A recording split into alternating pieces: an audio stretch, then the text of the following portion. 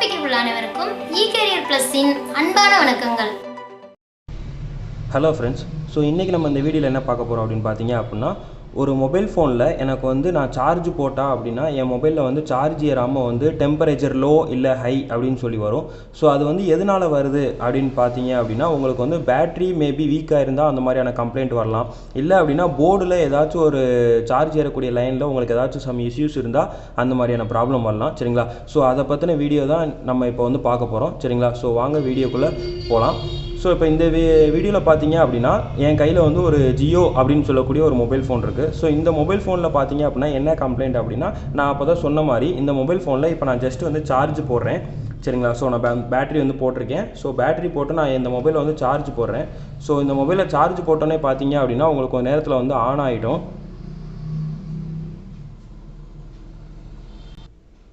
இப்போ சார்ஜ் போட்டோன்னே ஸோ இந்த ரெட் கலர் பட்டன் இருக்கு இல்லையா, ஸோ இதுக்கு தடவை ப்ரெஸ் பண்ணோம் அப்படின்னா உங்களுக்கு இங்கே வந்து இப்போ வந்து சார்ஜ் ஏறுற மாதிரியான இண்டிகேஷன் காட்டுது. பட் ஆனால் எனக்கு இங்கே வந்து 0% தான் இருக்குது. சரிங்களா? ஸோ இது மேபி வந்து உங்களுக்கு வந்து இந்த ஃபோனோடைய பேட்டரியில் வந்து சார்ஜ் வந்து ஃபுல்லாக ட்ரெயின் ஆனால் கூட இந்த மாதிரியான ப்ராப்ளம் இருக்கும்.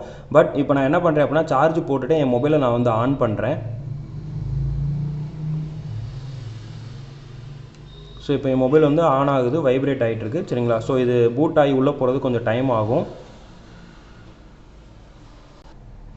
ஸோ இப்போ ஃபோன் வந்து ஆன் ஆகிடுச்சு. ஸோ ஆன் ஆகி உள்ளே போனோன்னே பார்த்தீங்க அப்படின்னா அப்போ தான் சார்ஜ் ஏறின மாதிரி சிம்பிள் வந்து உங்களுக்கு இந்த இடத்துல வந்து காட்டுச்சு. அதாவது இந்த சென்ட்ரல் நமக்கு வந்து காட்டுச்சு. பட் ஆனால் இப்போ டாப்பில் பார்த்தீங்கன்னா உங்களுக்கே தெரியும் இந்த இடத்துல வந்து உங்களுக்கு சார்ஜ் ஏற மாதிரியான சிம்பிள் எதுவுமே காட்டல. பட் ஆனால் நமக்கு அங்கே டிஸ்பிளேல வந்து ஒரு வார்னிங் காட்டுது பாருங்கள், temperature too low, battery has been stopped charging phone அப்படின்னு சொல்லிட்டு. சரிங்களா? ஸோ இந்த மாதிரியான கம்ப்ளைண்ட் தான் வந்து இன்றைக்கி நிறையா மொபைல்ஸில் வந்து வருது. ஸோ அதை வந்து எப்படி வந்து ரெக்கவர் பண்ணுறது அப்படின்றத நம்ம வந்து இப்போ வந்து பார்க்க போகிறோம். ஸோ அதுக்கு நான் ஃபஸ்ட்டு என்ன பண்ணுறேன் அப்படின்னா, என்னுடைய ஃபோனில் சார்ஜர் நான் வந்து கழட்டிட்டு ஸோ பேட்டரியை ரிமூவ் பண்ணிடுறேன்.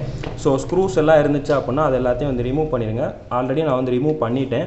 ஸோ இப்போ அதை வந்து நம்ம வந்து ஓப்பன் பண்ணிக்கலாம். ஸோ இது வந்து உங்களுக்கு வந்து பட்டன் மொபைலாக இருந்தாலும் ஓகே, இல்லை ஆண்ட்ராய்டு மொபைலாக இருந்தாலும் ஓகே, சேம் கான்செப்ட் தான். பட் இதில் அந்த போகக்கூடிய லைனை வந்து கரெக்டாக வந்து ட்ரேஸ் அவுட் பண்ணிங்க அப்படின்னா உங்களால் வந்து எந்த மொபைலாக இருந்தாலும் இந்த கம்ப்ளைண்ட்டை வந்து சரி பண்ண முடியும். ஸோ நான் ஃபஸ்ட்டு என்ன பண்ணுறேன் அப்படின்னா, இந்த ஃப்ரண்ட் பேனல்லேருந்து இந்த போர்டை மட்டும் நான் வந்து தனியாக வந்து எடுத்துடுறேன். ஸோ இதுக்கு தனியாக லாக் மாதிரி கொடுத்துருக்காங்க. ஸோ அந்த லாக்கை லைட்டாக எடுத்துகிட்டு நீங்கள் எடுத்திங்கன்னா போர்டு வந்து தனியாக வந்து எடுத்துரும். ஸோ இப்போ போர்டை வந்து கீழே வந்து வச்சுக்கலாம். ஸோ இப்போ பார்த்தீங்க அப்படின்னா இதுதான் வந்து நம்மளுடைய சார்ஜிங் கனெக்டர், இதுதான் வந்து பேட்டரி கனெக்டர். ஸோ இதுக்கு தான் நமக்கு வந்து ப்ராப்ளம் வந்து இருக்கும். சரிங்களா? ஏன்னா நமக்கு வந்து சார்ஜிங் ஏறலை அப்படின்னா ஸோ அந்த செக்ஷன் மட்டும் நம்ம வந்து செக் பண்ணால் போதும். போர்டு ஃபுல்லாக நம்ம வந்து செக் பண்ணணுன்ற அவசியம் இருக்காது.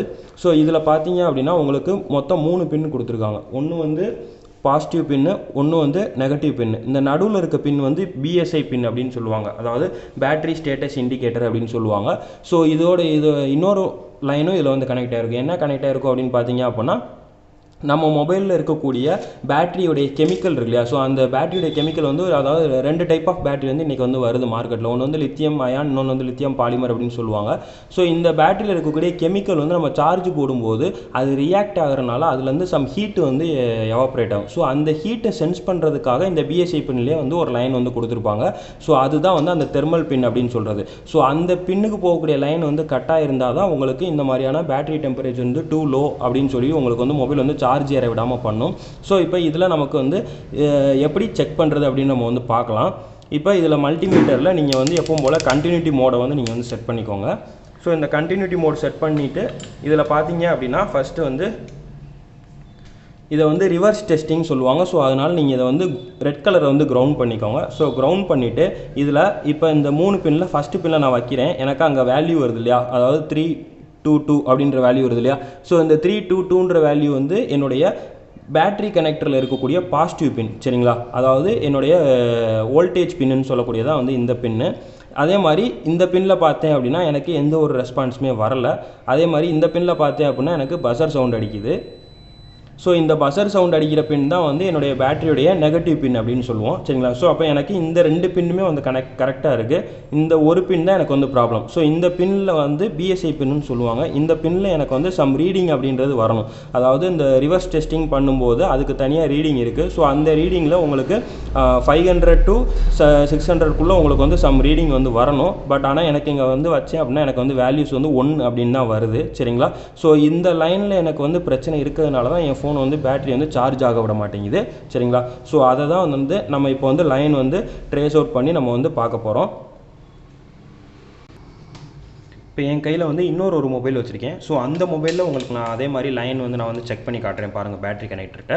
ஸோ இந்த பேட்டரி கனெக்டர்கிட்ட நான் வந்து இப்போ உங்களுக்கு வந்து ஒன்றை வந்து கிரவுண்ட் பண்ணிட்டேன். ஸோ இதில் வந்து எனக்கு பாசிட்டிவ் எது நெகட்டிவ் எதுவும் தெரியாது. ஸோ நான் வந்து வச்சு நான் வந்து செக் பண்ணிக்கிறேன்.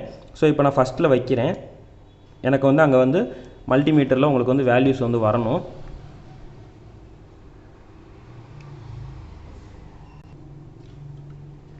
இப்போ பார்த்தீங்கன்னா உங்களுக்கு வந்து ஃபஸ்ட்டில் நான் வந்து வைக்கிறேன். எனக்கு அங்கே வேல்யூஸ் வந்து வருது சரிங்களா. ஸோ இது நான் லாஸ்ட்டில் வைக்கிறேன். எனக்கு பஸர் சவுண்ட் அடிக்குது. ஸோ இதுலேயும் நான் சென்டர் பின்னில் வைக்கிறேன்.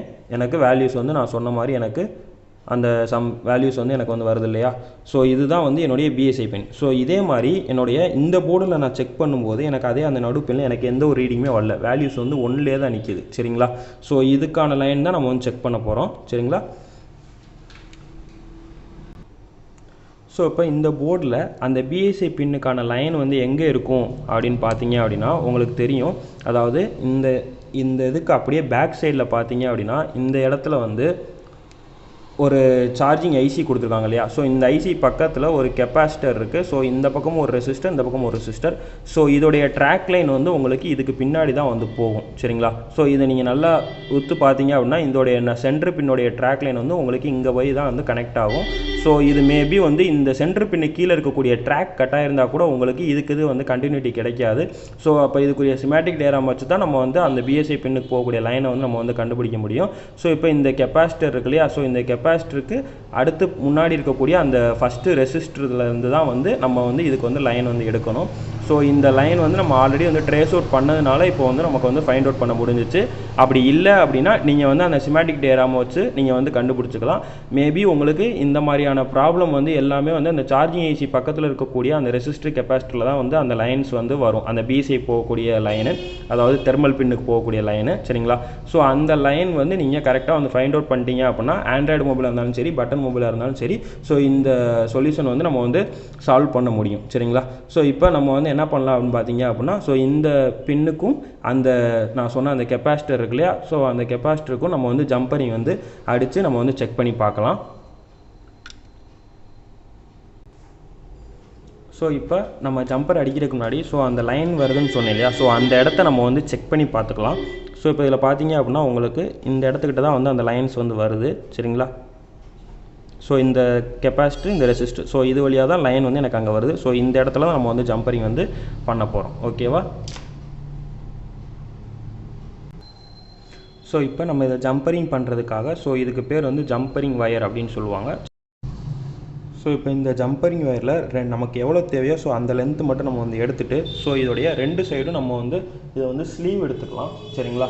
ஸோ அந்த ஸ்லீவ் எடுத்தீங்க அப்படின்னா தான் உங்களுக்கு வந்து அந்த ஜம்பரிங் அதாவது சால்டரிங் வந்து ஒட்டும். ஸோ அதனால் கரெக்டாக லைட்டாக வச்சு நீங்கள் ஸ்லீவ் மட்டும் எடுத்துக்கோங்க. அது மேலே வந்து அந்த இன்சுலேஷன் பண்ணியிருப்பாங்கன்னு சொன்னேன் இல்லையா. ஸோ அந்த இன்சுலேஷனுக்காக தான் நம்ம இந்த ஸ்லீவ் வந்து எடுக்கிறோம்.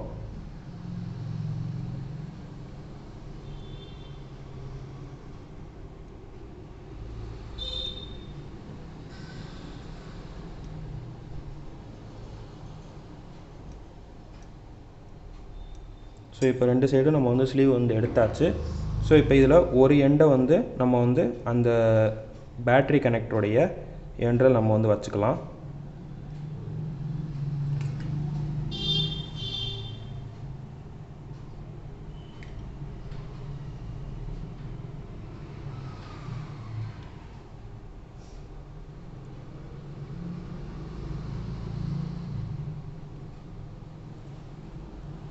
ஸோ கரெக்டாக அந்த இடத்துல வச்சுட்டு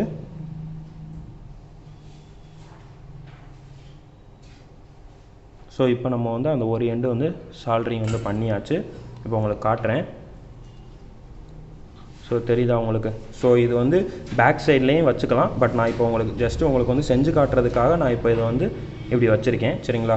ஸோ அதுக்கப்புறம் ரிமூவ் பண்ணி கூட நம்ம வந்து பின்னாடி வந்து வச்சுக்கலாம். ஏன்னா அந்த பக்கம் சால்டரிங் வைக்கிறது தெரியணும் அப்படின்றதுக்காக நான் இப்போ ஃப்ரண்ட்டில் வந்து உங்களுக்கு வந்து ஜம்பர் அடித்து காட்டியிருக்கேன். ஸோ இப்போ இதோட இன்னொரு எண்டை வந்து அந்த ரெசிஸ்டரில் நம்ம வந்து ஜம்பரிங் வந்து பண்ணிக்கலாம்.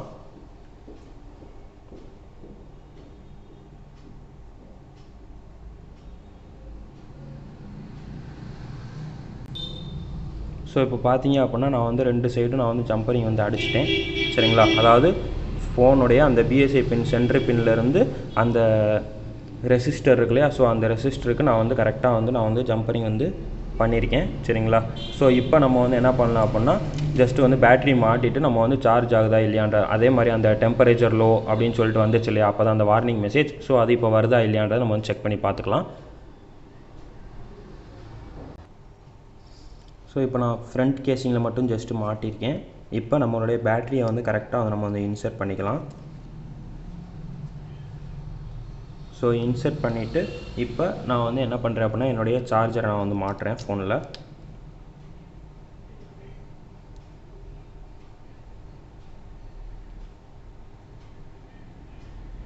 ஸோ இப்போ எனக்கு வந்து டிஸ்பிளே வந்து வருது.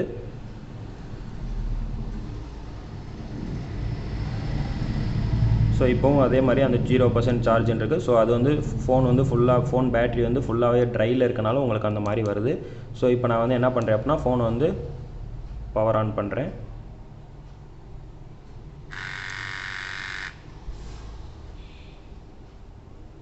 ஸோ நம்ம ஜம்பரிங் அடித்தது வந்து அதாவது இந்த இடத்துல இருக்குது ஓகேவா, அந்த ரோஸ் கலர் அந்த ஜம்பரிங் ஒயர் தெரியுது இல்லையா, ஸோ அதுதான் வந்து அந்த நம்ம ஜம்பரிங் அடித்தது சரிங்களா.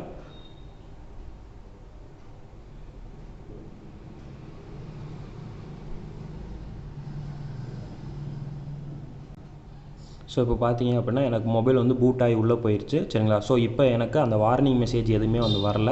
அதே மாதிரி என் ஃபோனில் பார்த்தீங்க அப்படின்னா மேலே வந்து டாப்பில் வந்து அந்த சார்ஜிங் இண்டிகேஷன் வந்து எனக்கு வந்து காட்டுது சரிங்களா. ஸோ இதுதான் வந்து என் ஃபோனில் இருந்த ப்ராப்ளம். ஸோ இதை நான் வந்து ரெக்கவர் பண்ணிட்டேன் சரிங்களா. ஸோ நம்ம வந்து ஜம்பரிங் அடித்தது வந்து இன்னும் அப்படியே தான் இருக்குது. ஸோ இந்த இருக்கு இல்லையா, ஸோ நம்ம ஜம்பரிங் அடித்தது உங்களுக்கு இது அப்படியே தான் இருக்குது ஓகேவா. ஸோ இப்போ நமக்கு மொபைல் வந்து சார்ஜிங் வந்து ஆகுது ஓகேவா. ஸோ இப்போ நம்ம கொஞ்சம் நேரம் கழிச்சு கூட நமக்கு வந்து சார்ஜ் ஆயிருக்கா இல்லையான்றதை நம்ம வந்து செக் பண்ணி பார்த்துக்கலாம். பட் வந்து உங்களுக்கு அந்த ட்ராக்கிங் லைன் வந்து நீங்கள் வந்து கரெக்டாக அந்த பிஎஸ்ஐ பின்னுக்குரிய ட்ராக்கிங் லைனை வந்து நீங்கள் வந்து கரெக்டாக நீங்கள் வந்து கண்டுபிடிச்சிட்டிங்க அப்படின்னா உங்களால் வந்து இந்த ப்ராப்ளம் வந்து சரி பண்ண முடியும் சரிங்களா. ஸோ இப்போ நமக்கு வந்து சார்ஜிங் வந்து ஆகிட்டுருக்கு சரியா.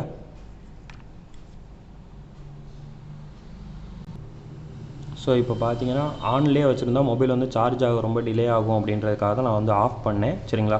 ஸோ இப்போ நான் வந்து ஆஃப் பண்ணிட்டேன். இப்போ என் மொபைலில் பார்த்தீங்க அப்படின்னா 0% வந்து 1% வந்து சார்ஜ் ஆக வந்து ஸ்டார்ட் ஆகிடுச்சு சரிங்களா. ஸோ இப்போ எனக்கு அந்த வார்னிங் மெசேஜ் எதுவுமே வந்து வரல சரிங்களா. ஸோ இதுதான் வந்து ஒரு மொபைலில் டெம்பரேச்சர் வந்து லோ அப்படின்னு சொல்லி வருது இல்லை டெம்பரேச்சர் வந்து ஹை அப்படின்னு சொல்லி வருது அப்படின்னா அந்த பிஎஸ்ஐ பின் போகக்கூடிய லைன் வந்து உங்களுக்கு வந்து கட் ஆயிருந்துச்சு அப்படின்னா இந்த மாதிரியான ப்ராப்ளம் இருக்கும். ஸோ அதுக்கு இப்போ நம்ம பண்ண மாதிரி அந்த லைனை வந்து கரெக்டாக வந்து ட்ராக் பண்ணி சிமேட்டிக் டயக்ராம் இருந்துச்சுன்னா ரொம்ப யூஸ்ஃபுல்லாக இருக்கும். அப்படி இல்லைன்னா நீங்கள் தான் வந்து தேடி கண்டுபிடிச்சி ஸோ அதுக்கான லைனை வந்து நீங்கள் வந்து ஜம்பரிங் அடிக்கணும் சரியா. ஓகேவா. Thank you friends.